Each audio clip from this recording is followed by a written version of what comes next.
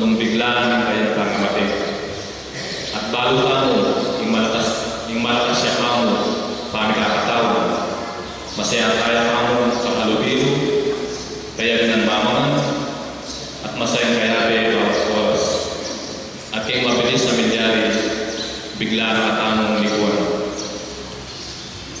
Masakit tanggapan, yung makaninin kapalyarihan, nung misan, buri tayong ibalik, yung gamat ng orasan, para gawang paralan, nung makanano tayong asipye, yung kinakamang kalburan.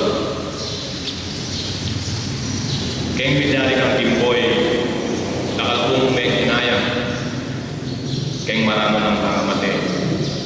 Siguro, itamongan po, pare-pareho tamo pinandaman, kabudawalo tamo, na meteyay timboy. Asabi tamo po siguro kayong sarili tamo, na sayang niya ikimboy. Anak ya pa mo para matena. Dakal na dapat gawang, na pa ayari pa mag-aral na. Biyaliwat ako ang hinayangan kayo.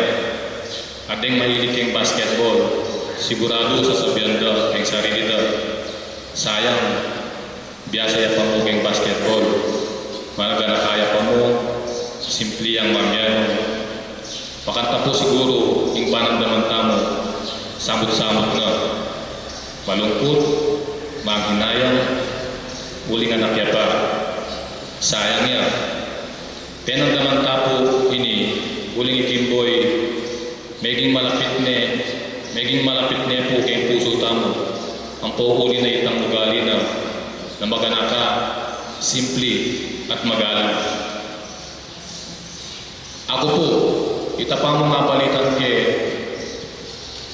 na may ospital niya at kumata siya.